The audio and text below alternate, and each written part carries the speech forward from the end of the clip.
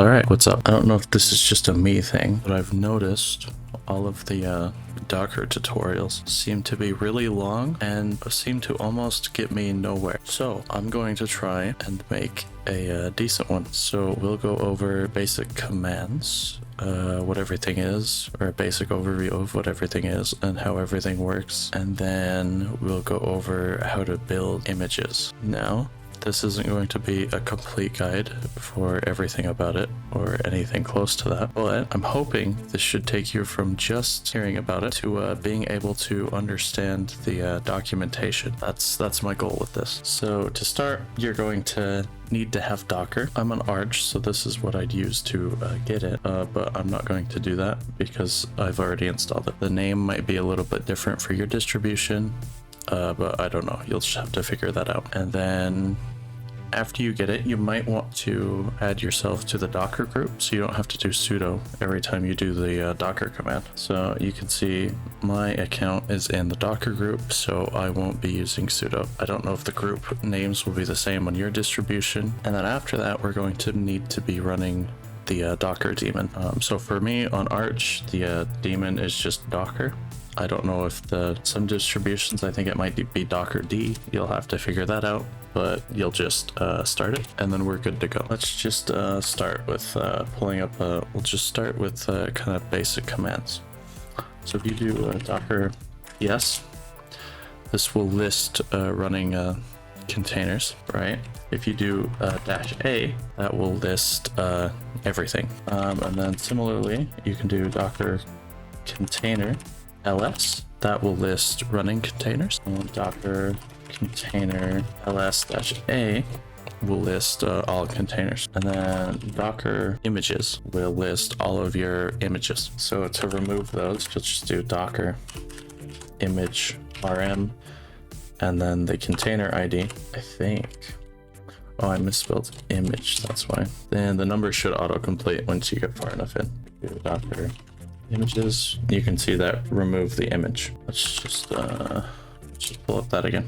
So you can see right here, there's container ID and then there's image. So the image is kind of the base that this is just kind of this base sandbox that the container pulls from to make itself. And then the container is everything that has happened inside of it. So any downloaded applications or anything will be in the container, but they won't touch the image. The image is essentially just a clean plate to make a container, and then you can start and stop containers after you've stopped them and do all sorts of stuff with them. And you can even build images from containers, from existing containers, but we won't go over that. But basically, I don't think this is technically correct. You can think of the image as just being copied into the container, and then the container being the thing you're like operating in. So we'll spin up a container running Arch Linux real quick. So we'll just do Docker run and -it. So the I is for interactive, the T is for terminal. So this will just put us in the terminal, and then we'll want the image name that we're going to be put in. Yeah, in this case, it'll be just Arch Linux. So there's another thing you need to do. If you do colon and then like latest, this right here is the tag. Okay? So if you don't put a tag after there, it will default to latest. But if you need like a specific version, you can just put a tag there. And this is just the image that we're going to make the container out of. You don't have to have it downloaded. I believe Docker run will automatically download an image if you don't have it, but if you already have it, then it won't download it. So if you wanted to get an image, you can just do Docker pull and then like Arch Linux. And then again, you can do the tags here, but if not, it'll just default to latest. And this will download the image to your local machine. So we'll just do Docker run -it, then Arch. Thanks. Okay, now you can see our terminal says root at some random numbers. So we are in this container now. All right, so if we do like pacman-s, and then we do neofetch. Oh, we need to update the system first. Yeah, so if we update, and then we install neofetch, and we can just do that neofetch. You can see we're doing Arch Linux, and the host should match your machine exactly. So the CPU, the GPU, your memory, it'll all be exactly what your computer is. And then the kernel, you can see the kernel is shared. So I'm using the Zen kernel, so that's the kernel this uses. So if we just exit out of this and we do docker ps, you can see there's no container there because it's not running anymore. We do ps-a, we can see that that old container is there. Now to remove it, you can do docker container rm and then do like the container ID, or this name I believe also works. If you want to remove any containers that aren't running, you can just do prune.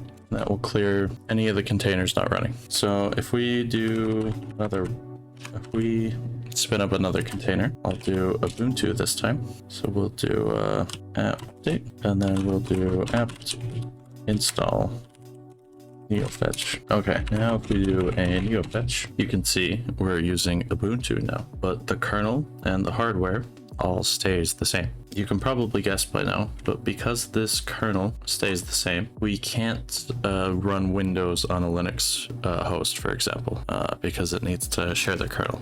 If we just exit out of this and we do another container and we do neofetch, right, we can see that it doesn't work. Because it took from the containers take from these containers, they share the same image. It's all of the changes we do are in the containers themselves and not the image. Just clear those out, and yeah. All right, now we'll go to the hard part to figure out. It's easy to type a few commands and run a container. Let's make a container. So I'm going to make a container that runs a Minecraft server because it's nice, simple, easy to do. And I think most people have run a Minecraft server before, so it's somewhat familiar. So you should know enough to like see what's going on and what's happening, right? So I'm just going to run this real quick to generate some files. All right, you can set up the server properties now to how you want them. I'm just gonna leave everything default though, and then we'll need to accept the EULA too. There's probably ways to automate this when you build containers and such, but this is a beginner tutorial, right? We're just trying to get you introduced to it so you can do your own stuff and you can understand the documentation from here and go your own way. We'll just run that again in case it has any other stuff it needs to generate, because I don't quite remember. Okay. Now we'll just stop this, and I'm just going to clear out the worlds folder because I don't want it to be the same world every time. I want it to generate a new world every time we run one of these images. Okay, so I'm just going to clear that out, but I'm going to leave the folder. Okay, so now how do we build a Docker image out of this and run the server through it? All right, so we'll need a text file. Just do a capital D, and we'll call this Dockerfile. So just whatever text editor you have should be fine. It can be code. If it recognizes Docker, it'll give you it'll probably highlight stuff for you, whatever you want to use. It doesn't matter that much. We need a few things. So we'll just do all caps. We'll do from, and then we need like a base image to pull from. So we'll just do Ubuntu. If we don't tag it, it'll just pull the latest image. So we'll just pull from the latest image, right? Okay, now for Minecraft, we need like we need Java, right? So how do we do that? First, we need to run. We need to do apt get, and we need to update so that it can see stuff in the repositories. Then one down, we'll do run again. We'll do apt get. Then we'll do upgrade, just to update everything to the newest, and we'll add -y so that it auto completes. And then we'll want to do run apt get install, then we'll do open jdk -17 -jdk headless, because we need a Java install to run Minecraft, right? Okay, so now how do we put these files inside the image? Okay, Java needs a -y after it, so it auto continues to. Then after that, we need to copy our Minecraft files into this. So we'll just do a dot to copy everything in the directory that we're in, and then we'll mount that in the image at /Minecraft. Right, we'll save that, and then we will build it. So docker build and then -t, and this lets us name the image. So we'll just do Minecraft.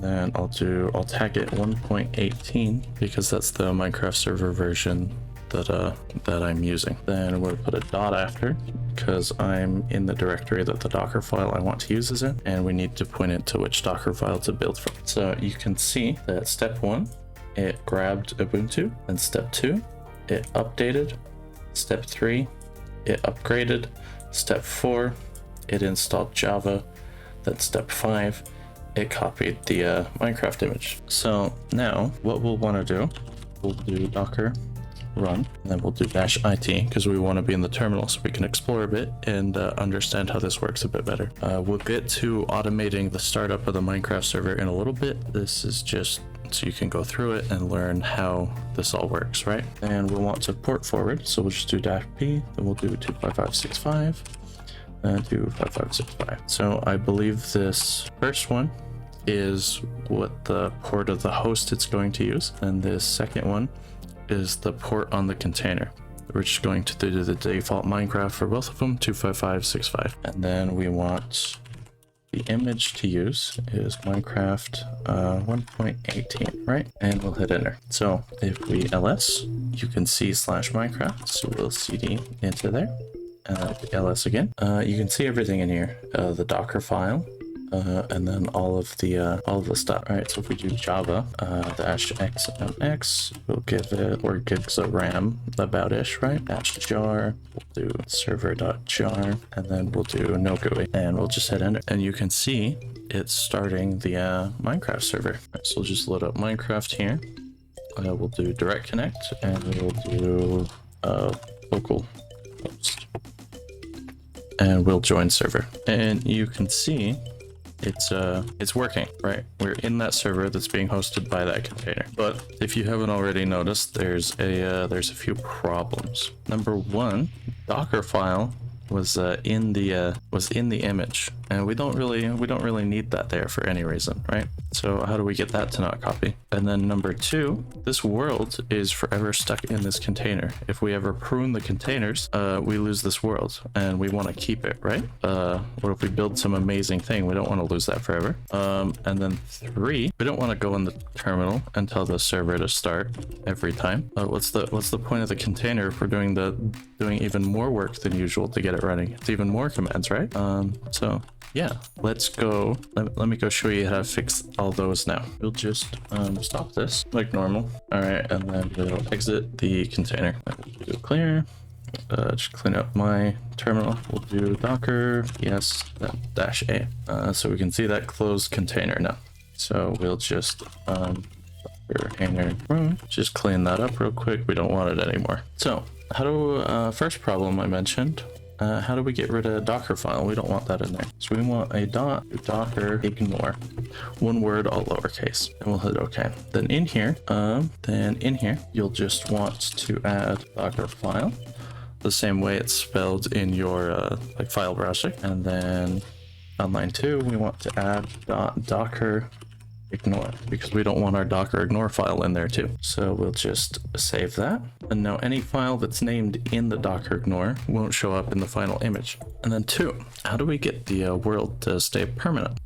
That we do when we run the command to start it. So I'll show you that when we get to it. And then 3, we want to run this container and have the server start up automatically, right? So first of all, we need to add a thing called workdir. We'll just do /Minecraft. Okay. So before, when we started it and we're in the terminal, we started in the root directory and we had to cd into Minecraft, right? So workdir just sets us in that by default. So when the terminal boots up, it would be like in /Minecraft already. And then there's 2 ways to do this next part. And I prefer one of these more. And I'll show you why here in a second. But we can do cmd. Then I think you can just do like Java -xmx like 4000m -jar server.jar and then go away. All right. Now I can't remember if this on its own has to be in quotations or not. But yeah, this would work, but I don't like doing it this way very much. So instead, what we'll do is we'll make an entry point, and then this needs square brackets, and then we'll just do Java I'll just finish this out, and then after that we'll need a CMD. We'll do square brackets again, and then every one of these arguments has to be a separate thing. So like dash xmx 4000 m, that's one argument. Then you do comma, you do it again. And dash jar, that's one, you do it again. And then server.jar, then comma, do it again, and then no GUI, comma, and close it out. So what's the benefit of having these be separated? So entry point is the command it will start out with. So workdir, set it to be /Minecraft, and then entry point means the terminal just does Java automatically. And then the CMD over here kind of serves as the default arguments that come after Java. So it will do Java xmx 4000. Like it'll run this all as one command essentially. But what this allows us to do is later when we start it, if we don't want it to use that much RAM, we can change it by just typing, I'll show you later. And we will build this again. So build -t Minecraft. We'll do 1.18 again, and then we do docker run, and we'll just do -it so we can just see the output of this easily, right? And then we need to port forward, right? So 25565, oops, 25565, that 25565 again. Right now, if you want to permanently save the world, you can just do -v. Oops, not caps. Just -v, right? And we'll save it in here, right? So we'll copy location, we'll paste that in here, then we'll do colon, then we'll do /Minecraft, since that's the directory everything is in the image, and then we'll do /world. Okay, so the world folder in the image will be linked to this world folder right here. So it's empty now. I shouldn't have done that. Okay, I can just copy and paste that again. But you can see the world folder is empty right now. So this will change soon. Then after all that, we want to do the image. So we'll do a Minecraft 1.18. Now entry point means this starts at Java. So if we didn't want to use the default 4 gigs of RAM, right, we could do -xmx, then we could do 5000 M. Now this will use 5 gigs of RAM, but we have to specify everything else now too. So we have to do -jar, server.jar, and then no GUI. We can't just replace one part of these. You probably can with variables and stuff like that, but again, this is just beginner. Once you've done this and you've gotten the basics down, you can go read all the documentation and it all should make sense now. So now if we hit enter, it'll run, and because that entry point, it'll do Java and then these commands by default in the right directory. See, you can see the server is starting, preparing level world. So if we go in here, you can see there's files in here now. So the world is being saved here. The dimensions, you can see the dimension folders showed up. So the world is being written here now. So even if the container is pruned, you can still keep the world. I'll just grab some items real quick. We'll go back to here and we'll just kill the server. Then if we do docker -a, we can see that this container we just killed. All right, now we'll just do docker container prune. We'll get rid of that container. And normally this would destroy any changes we made to it. And this does, right? But if we do this command again and we share the same volume, and this time we'll not add these commands because that changed it last time. If we just do this, it'll run with the default we put in the CMD option. So 4 gigs of RAM, right? We'll just do that this time.